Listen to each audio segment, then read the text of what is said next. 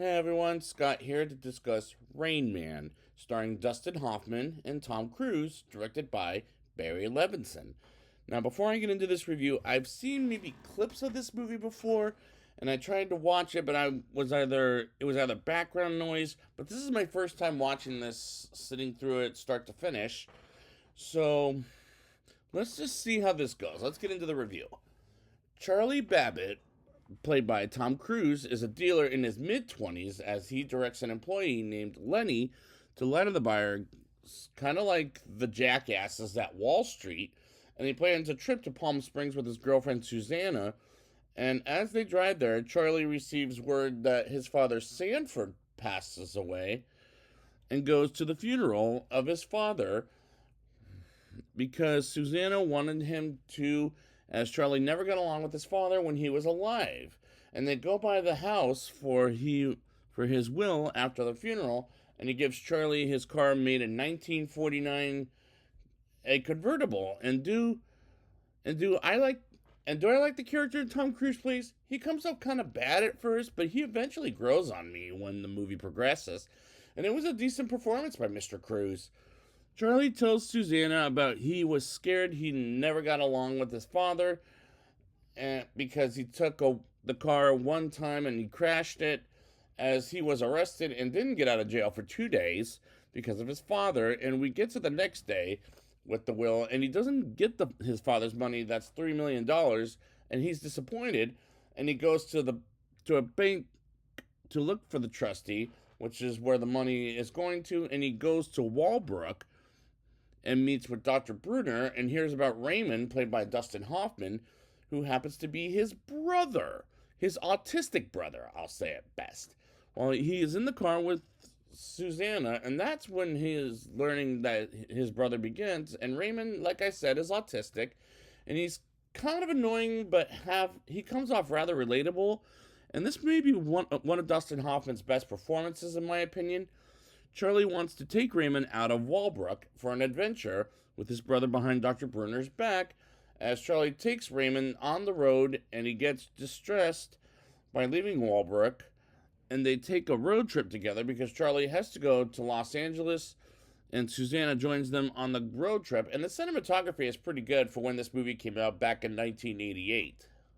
Charlie and Susanna take Raymond to a hotel with room service where they order a pizza, and nighttime comes and Raymond hears strange noises, which is Charlie and Susanna humping each other's asses, while Raymond moans after Susanna does, and they see Raymond as he didn't understand what was happening, and Charlie acts like a jackass to Raymond, and Charlie confesses to Susanna the $3 million half he deserves with Raymond because he's pissed off at his father, while Charlie is taking advantage of Raymond as Susanna leaves. And next day comes while they have breakfast. Raymond learns the waitress named Sally Dibbs, played briefly by Bonnie Hunt's phone number, and we learn later in the movie Raymond is very good with numbers, and the writing is tremendous in this movie. Charlie is on the phone with Dr. Brunner, who demands Charlie bringing Raymond back to Walbrook, while Charlie wants his $1.5 million or else he'll sue, and they're going to court with Dr. Brunner while Charlie goes to the airport to Los Angeles, while Raymond is very afraid to go on the plane as Raymond has a meltdown when they get stopped by... Well, anyways, fun fact about that scene. In the airplanes, that's the lines of where he has a meltdown about how planes crash and all that. That got taken out of the movie when it was playing on airplanes, for example. And I get why, too, to be perfectly honest. As Raymond has a meltdown when they get stopped by the cops on the highway. And this is a very realistic take on autism, and I admire that from director Barry Levinson and star Dustin Hoffman, as he turned in some tremendous work. Raymond asks to stop at a motel to sleep in, and the next day comes and it's raining, and Raymond can't go out in the rain. I'm guessing because he doesn't want to get wet. We'll learn more about that later in the film, as he's sensitive to getting water on him while wanting fish sticks for lunch, and calls his lawyer about having full custody of Raymond as they go back on the road, and almost takes the wheel from Charlie while he's not wearing his underwear. And Raymond demands to get some underwear from Kmart at a at his home location and acts very annoying, while Charlie gets annoyed with him. And they stop out of town for Charlie to make a phone call while Raymond is out of the car and buys some cheese balls and stands in the middle of the highway and almost gets into a fight with some asshole and gets him to a doctor that which he learns he's very good with numbers. And the movie is well shot and is very well made. And I'm liking this movie quite a bit, as the plot in the beginning was heartbreaking, but at the end gets heartwarming. Charlie is on the phone with someone while Raymond feels it's too crowded for him in the phone booth, and eventually Raymond farts in the phone booth and begs Charlie to watch a show on the TV, as they start by going to a house with a woman and kids lying to them and about getting a check, and Raymond acts weird about it, and he eventually tells the truth about Raymond as he's going to throw a fit on the porch, but eventually she puts them inside to watch his show, which is a scary situation for the kids to witness at a very young age, and get to a motel to rent a room for one night. And I was getting annoyed with Raymond, but that's what makes this movie very realistic as a movie for me, and it's tightly edited, in my opinion. Raymond tells Charlie about his imaginary friend as a kid, as he brings up Rain Man, which explains the title of the movie, and he talks about how he thought Raymond was Rain Man, which is something Charlie remembers from a long time ago. As Charlie turns on the bathtub, and Raymond has a meltdown about how hot water will burn a baby version of Charlie. And Charlie learns he's afraid Raymond will harm Charlie as a child. And afterhand, Raymond goes to sleep as Charlie calls Susanna and tells her it's not over between them yet. And the next day comes, and they drive by the desert, and the relationship between Charlie and Raymond is well done by director Barry Levinson. While at the laundromat, Raymond watches the clothes going on circles while Charlie makes a business phone call, as he's technically fucked as far as business is concerned. And they get back on the road again and put some sunscreen on Raymond. And at nighttime, they drive by Las Vegas. And after they pass by Vegas, they get to a diner where they play music from an old school jukebox, which gives Charlie an idea of going back to Vegas, where he can use Raymond for counting cards and win some money, as they get to a casino, which is a great brother to brother relationship on Charlie's part, as Charlie wants to win some money for his business, which is fucked up in levels of taking advantage of people who are good with numbers. But the scene in the casino is well done by director Barry Levinson, and he directs these scenes quite well, in my opinion. They're winning all sorts of money, and the casino becomes very suspicious about them while watching the both of them, and eventually Raymond walks away as Charlie looks for him as they get to him and wins money by betting on 20 on the wheel and loses $3,000 as they sit at the bar while Raymond is flirted by a woman named Iris, who has a beautiful necklace, by the way, as she asks him for a date, until eventually she walks away because he asks her a disrespectful question about medication, and Raymond is led to believe he's got a date with her.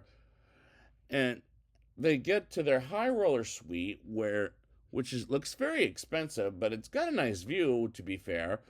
And Charlie teaches Raymond to dance, as he doesn't know how to dance, which is a very nice scene, as their chemistry in that scene was beautiful, and it's beautifully done, as well as acted by Dustin Hoffman and Tom Cruise. Susanna comes by the room they're staying at in Las Vegas and gets Raymond comfortable on his date, while Charlie gets taken by the head of security and is asking some questions about his winnings, while Vegas casino owners has an obnoxious habit accusing people of people winning a lot. And Iris doesn't show up at the bar, and Raymond and Susanna get to the elevator while Susanna stops it from moving, as they dance and kiss at the end, and he believes it feels wet, which was amusing in general. As the next day comes and they leave Vegas, and Raymond drives all the way to Los Angeles, as there were times he was a crazy driver, and that scene was rather cute in my opinion. Charlie and Raymond drop off Susanna at her apartment. They go to Charlie's apartment to watch a very old show about baseball, as Dr. Bruner calls Charlie and has a brief chat with him about Raymond at nighttime. As they chat, and Dr. Bruner gives Charlie a check for $250,000 to walk away, as Charlie loves his brother and gives back the check to Dr. Bruner, while Raymond burns the apartment down. Well, not down, on but he makes the fire alarm go off while Charlie is there, and Raymond has a meltdown, and Charlie destroys the smoke alarm. And the next day before their meeting, Charlie and Raymond go to a pancake restaurant to have some pancakes and meet with Dr. Bruner and someone who cares for Raymond, as Raymond answers what happened during the past week, and he only brings up the end. And they make a recommendation to have Raymond stay with Dr. Bruner at Walbrook, and Charlie can visit in 2 weeks, as that was Raymond's answer to begin with.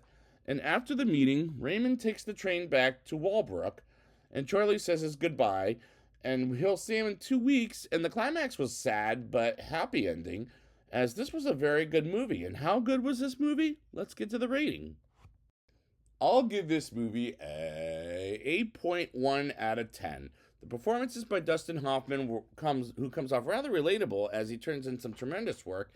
And Tom Cruise came off like a jackass at first, but he was a great character at the end of the day. While the realistic take on autism, this is a realistic take of autism, I should rephrase that. And I admire the work from Dustin Hoffman and director Barry Levinson turning in from start to finish. The writing is tremendous in this movie, as in the beginning it's heartbreaking, but at the end of it, it's heartwarming.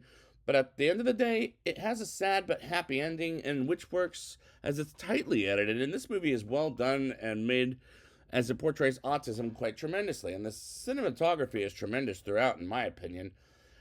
I like the movie quite a bit, as director Barry Levinson directed these scenes quite well, in my opinion. And it tells a beautiful story of an autistic man with his brother, and this is a solid recommendation for this movie, as it still works for a family story with autism to this day, which makes this a very good movie. So I'd like to thank you guys for joining me for this review, and until then, I want to go to Kmart.